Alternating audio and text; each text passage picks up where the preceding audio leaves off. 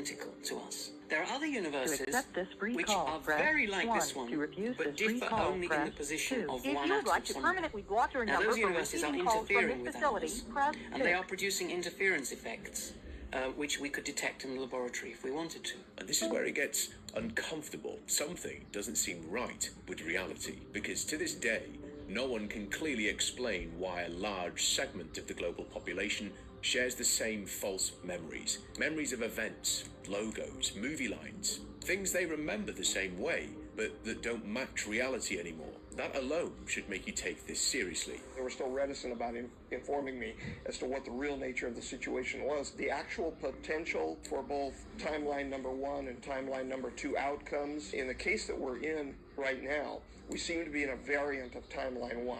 It's not happening exactly the way that they figured that it would.